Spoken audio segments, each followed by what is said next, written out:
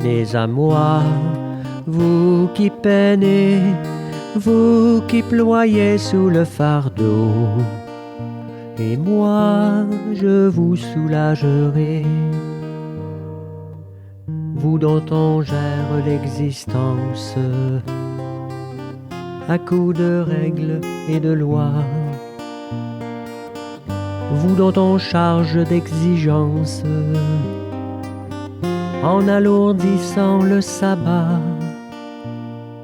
Venez à moi, vous qui peinez, vous qui ployez sous le fardeau, et moi je vous soulagerai.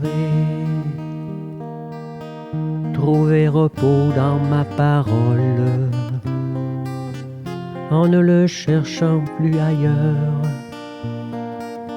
et mettez-vous à mon école. Je suis doué, humble de cœur. Venez à moi, vous qui peinez, vous qui ployez sous le fardeau, et moi je vous soulagerai.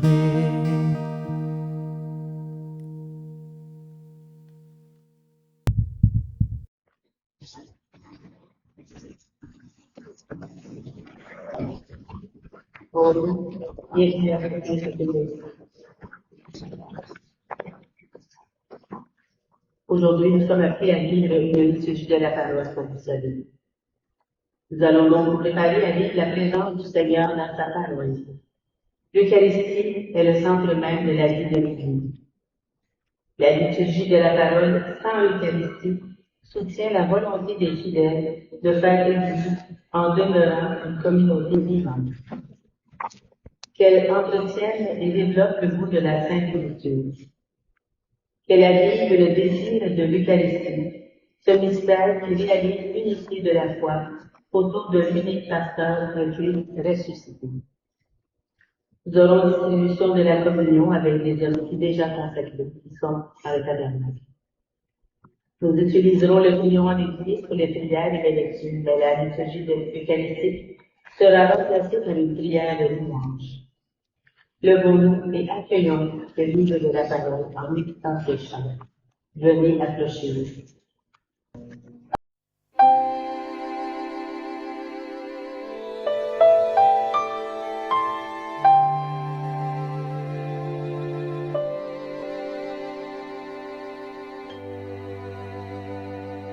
Venez, approchez-vous, soyez bénis, soyez nourris. Venez, l'amour est partagé, aucun n'est digne, chacun est invité. Venez, n'attendez pas, il a préparé ce repas. Osez, venez déposer vos nuits, vos croix, voyez, il nous ouvre la joie. Venez, approchez-vous, soyez bénis, soyez nourris. Venez, l'amour est partagé, aucun n'est digne, chacun est invité. N'attendez pas, il vient apaiser chaque soif. Osez, venez déposer vos cœurs, vos choix. Voyez, il nous donne la joie.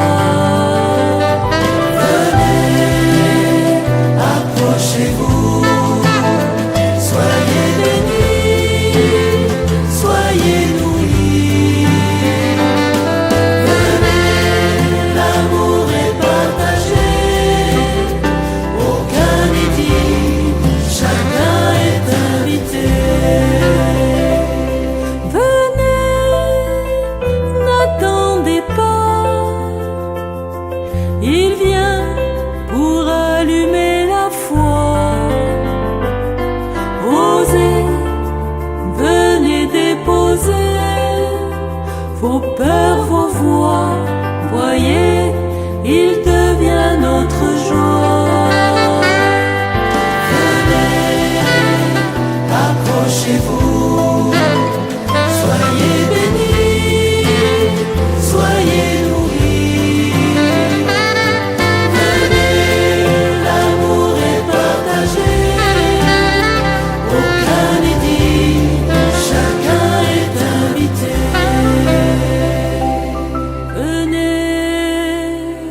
approchez-vous, soyez bénis, soyez nourris, venez, l'amour est partagé, aucun n'est digne, chacun est invité.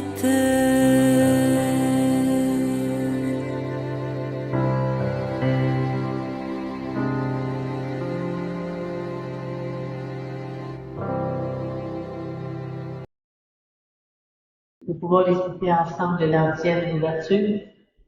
Vous tous qui avez soif, venez, voici de l'eau, dit le Seigneur. Même si vous n'avez pas d'argent, venez et buvez avec joie. Nous sommes rassemblés au nom du Père, du Fils et du Saint-Esprit. Amen. Prions. Seigneur, en ce temps de pénitence, donne à tes fidèles de te servir d'un cœur généreux pour être bien disposés à accueillir le mystère pascal et proclamer la langue de ton salut. Par Jésus-Christ, ton Fils, notre Seigneur, qui vit et règne avec toi, dans l'unité du Saint-Esprit Dieu, pour les siècles des siècles. Amen. Seigneur Jésus, envoyé par le Père pour guérir et sauver les humains, prends pitié de nous, prends pitié de nous. Ô Christ, venu dans le monde appeler toutes les pécheresses et tous les pécheurs, prends pitié de nous, prends pitié de nous. Seigneur, élevé dans la gloire du Père, où tu intercèdes pour nous, prends pitié de nous. Vous pouvez vous asseoir. Nous allons maintenant écouter la parole de Dieu, que cette parole soit toujours proclamée en ce lieu et qu'elle nous révèle le mystère du Christ. J'ai vu l'eau jaillir du temple, tous ceux qu'elle touchait furent sauvés. Lecture du livre du prophète Ézéchiel.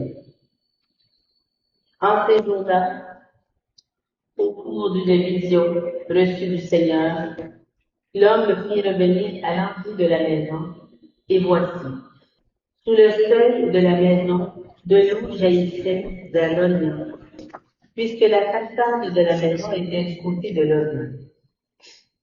L'eau descendait de dessous le côté droit de la maison, au sud de l'autel.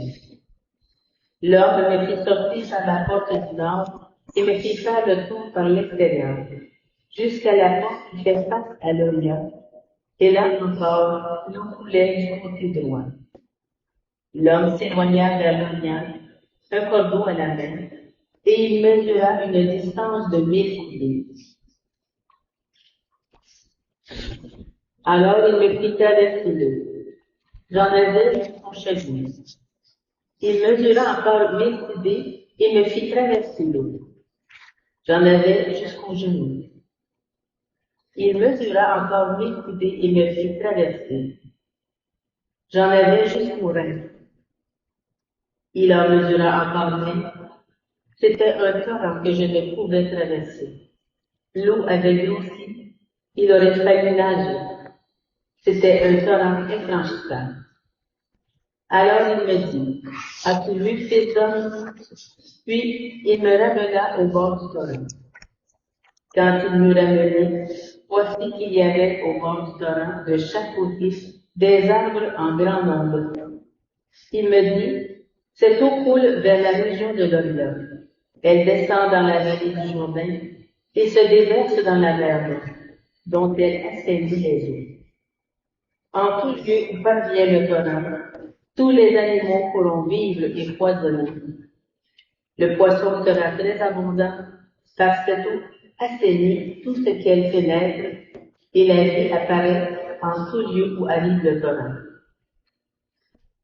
Au bord du torrent, sur les urées, toutes sortes d'arbres fruitiers pousseront.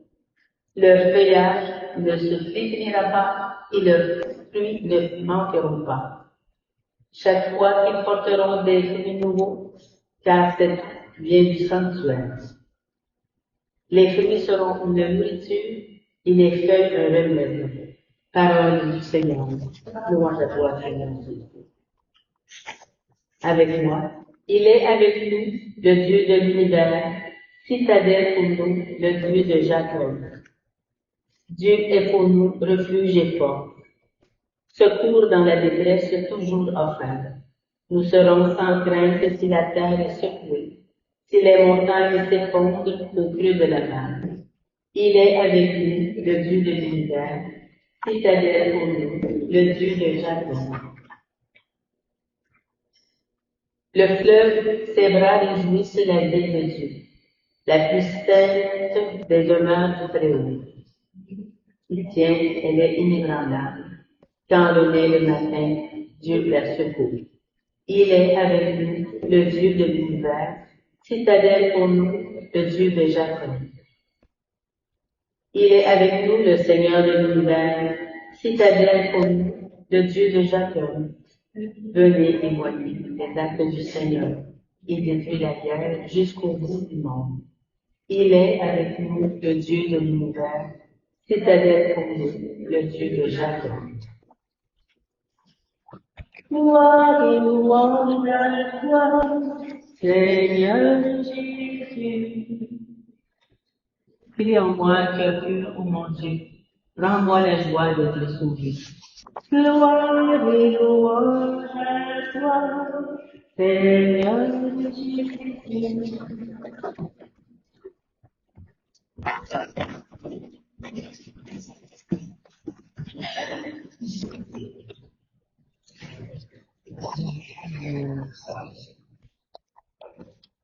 Évangile de Jésus-Christ selon saint Jean.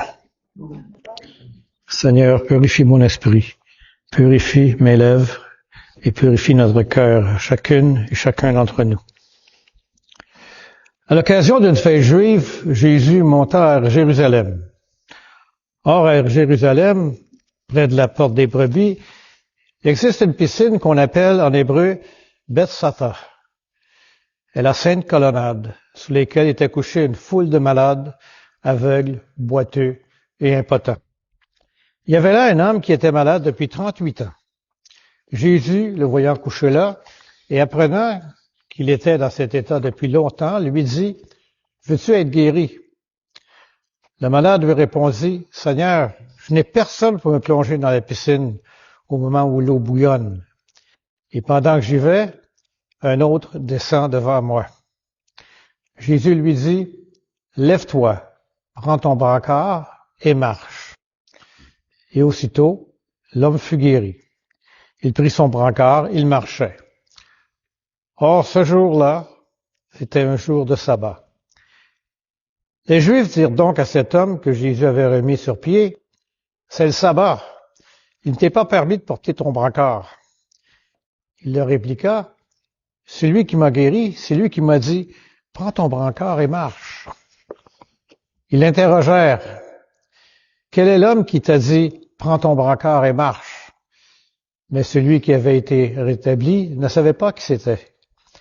En effet, Jésus s'était éloigné, car il y avait foule à cet endroit.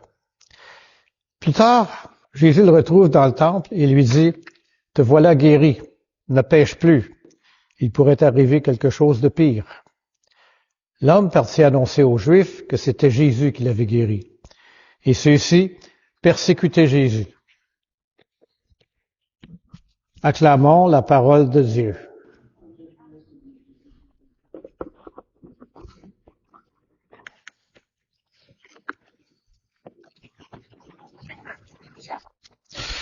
Aujourd'hui, l'Évangile de Jean nous présente un récit poignant de guérison et de miséricorde.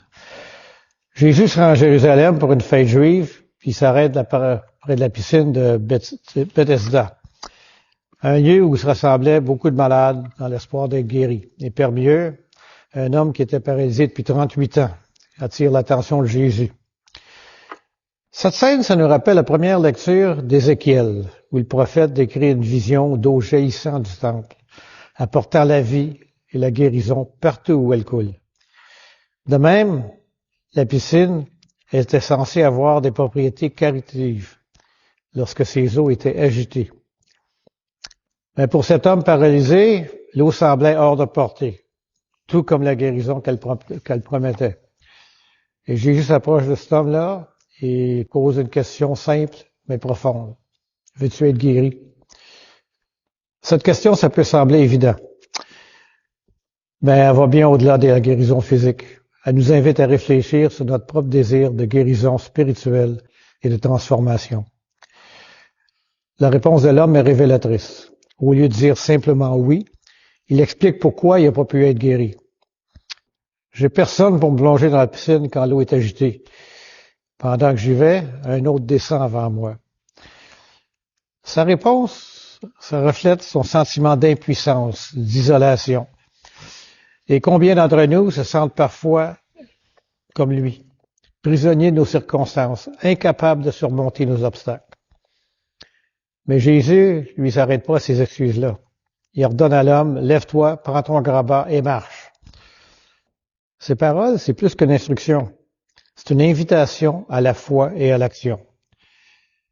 Jésus appelle cet homme à se lever, à prendre ce qui symbolisait sa maladie et son impuissance et à marcher vers une vie nouvelle. La réponse de l'homme est immédiate et totale. Il est guéri tout de suite, sur le champ. Il prend son grabat et il marche. Cette guérison miraculeuse, ça nous rappelle que le pouvoir de Dieu dépasse toutes nos limites humaines et nos attentes. Là où on voit des obstacles insurmontables, Dieu voit des opportunités de manifestation de sa grâce. Cependant, l'histoire s'arrête pas là. Les autorités religieuses, au lieu d'être heureux de la guérison miraculeuse, se focalisent sur le fait que l'homme porte son grabat le jour du sabbat. Ça violait ainsi leur interprétation stricte de la loi. À cette réaction, ça nous invite à réfléchir sur la façon dont nous pouvons parfois être aveuglés par nos propres règles, nos traditions, au point de manquer l'œuvre de Dieu parmi nous. Plus tard, Jésus retrouve l'homme dans le temple, puis lui dit, « Ah, t'es guéri, ne pêche plus, t'as peur qu'il t'arrive quelque chose de pire. » Ces paroles, ça souligne le lien entre la guérison physique et la transformation spirituelle. La guérison que Jésus offre, ça va au-delà du corps. Ça touche l'âme, ça nous appelle à une vie renouvelée en Dieu. Alors, qu'on médite cet évangile, posons-nous ces questions pour la semaine à venir. Quels sont les grabats de ma vie, les fardeaux, les habitudes, les croyances limitantes que Jésus m'appelle à apprendre à surmonter? Suis-je ouvert à la guérison et à la transformation que Jésus me propose, même si ça exige de moi un changement radical dans ma vie? Comment est-ce que je peux être un instrument de guérison et de miséricorde pour ceux qui m'entourent? En particulier, pour ceux qui se sentent isolés, abandonnés, comme l'homme proche de la piscine. Prenons cette réflexion.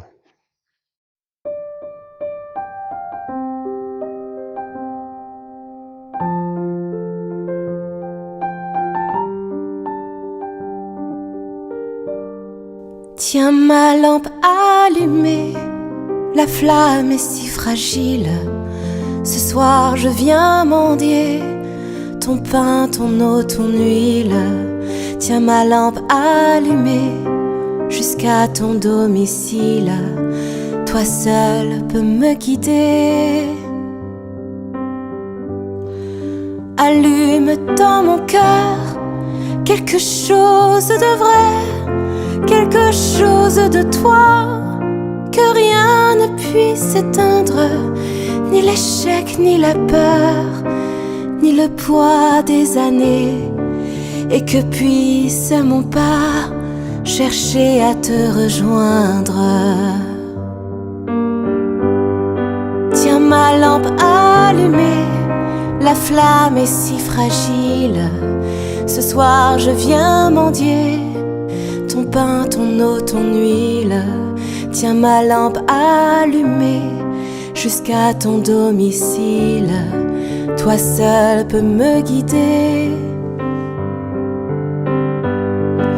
Allume dans mes yeux quelque chose de pur, quelque chose de toi que rien ne puisse éteindre, ni le poids du présent, ni l'avenir peu sûr, et que dans mon regard ta clarté vienne poindre.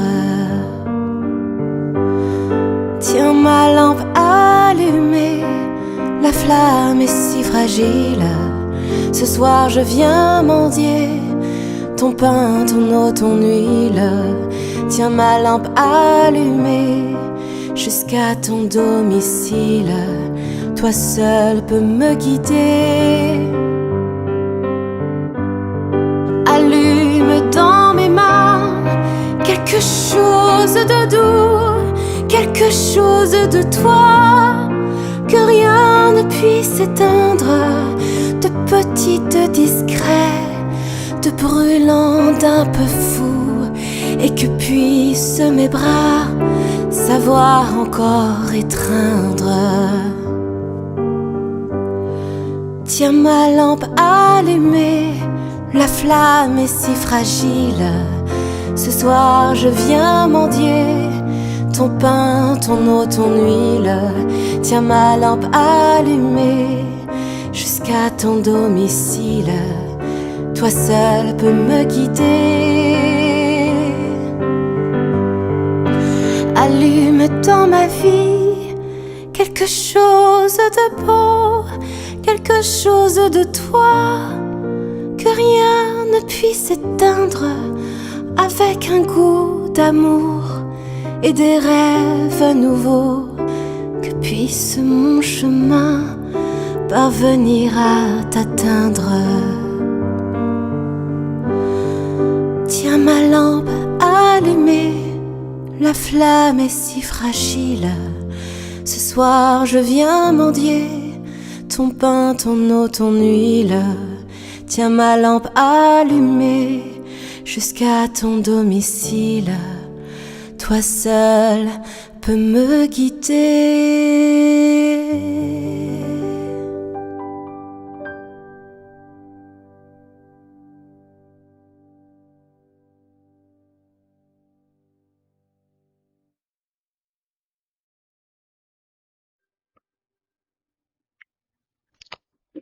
La prière de louange qu'on va entendre n'est pas dans le prière en Église.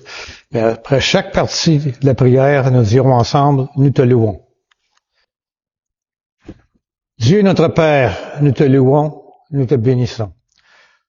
Au matin du monde, dans le jardin de la Genèse, tu cherchais l'homme et la femme, honteux de leurs péchés. Et déjà, ton cœur inventait la promesse qui allait ensemencer l'espérance d'un amour plus fort que tout péché et toute mort. Dieu de tendresse et de pardon, tu as visité ton peuple. Tout au long de son histoire, tu ne l'as pas abandonné à sa perte. Tu as entendu le cri de sa peine et tu l'as délivré de ses esclavages. Tu l'appelles sans cesse pour lui prodiguer tendresse et amour. Dieu riche d'amour, ce n'est pas assez pour ton cœur de père que ce peuple élu. Tu as voulu prodiguer à toute l'humanité la richesse de ton amour. Alors tu as visité ton peuple, penché sur Marie, ta créature, tu attendais le oui de la foi qui l'associait à ton œuvre de salut. Dieu de tendresse, tu nous as visités en Jésus, ton Fils bien-aimé. Il est venu nous convier au banquet du royaume. Il est venu chez nous pour que nous renaissions à la vie. Il est venu nous redire ta tendresse et révéler ton visage de Père. Dieu de vie, tu as relevé au matin de Pâques Jésus, ton Fils perdu dans la mort. Prince de la paix, il remet les péchés pour que tous les peuples chantent de joie tes merveilles. Dieu de fidélité, tu visites encore ton peuple aujourd'hui. Tu rassembles en un seul corps, par la force de l'Esprit, tes enfants dispersés.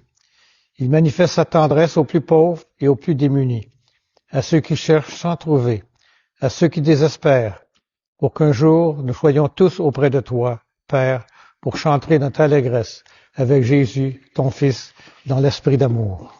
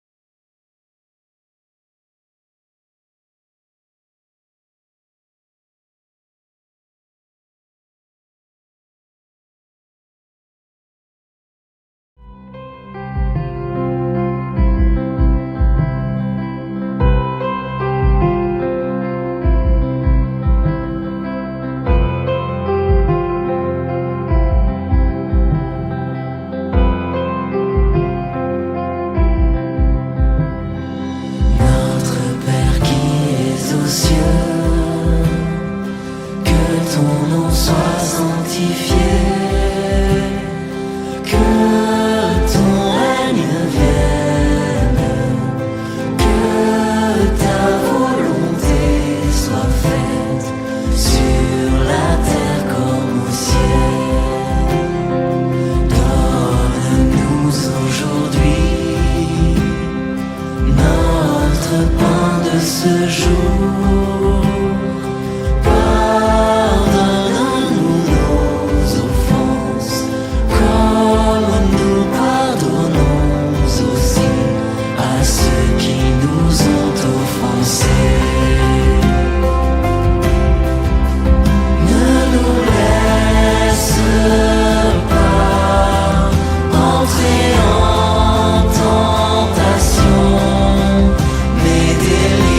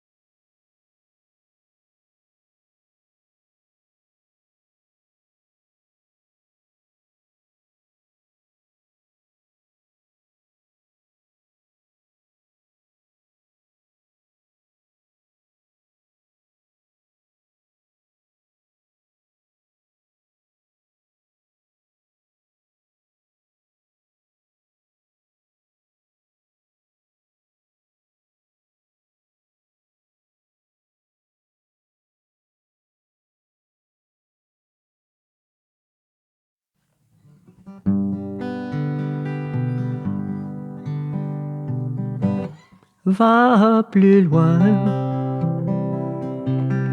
va plus loin. Même si tu te crois arrivé, va plus loin, va plus loin. Le voyage est à peine commencé et la route est encore longue vers la fraternité et l'horizon de l'amitié.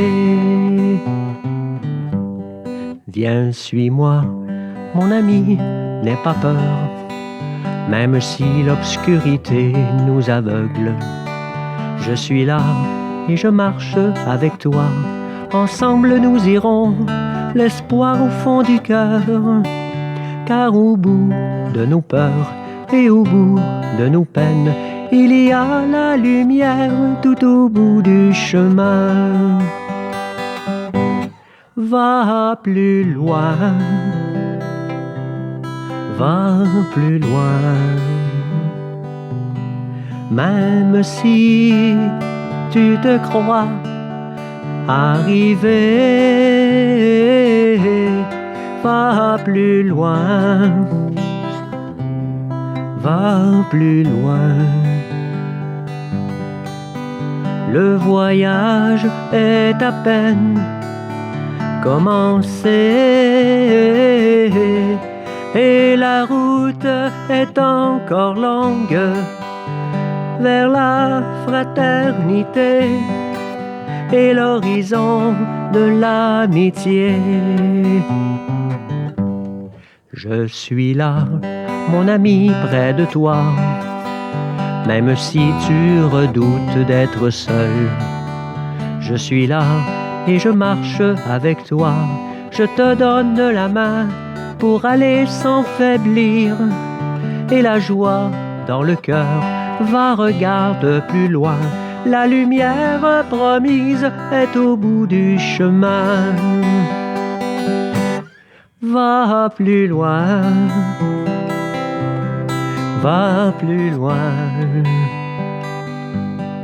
Même si tu te crois arrivé,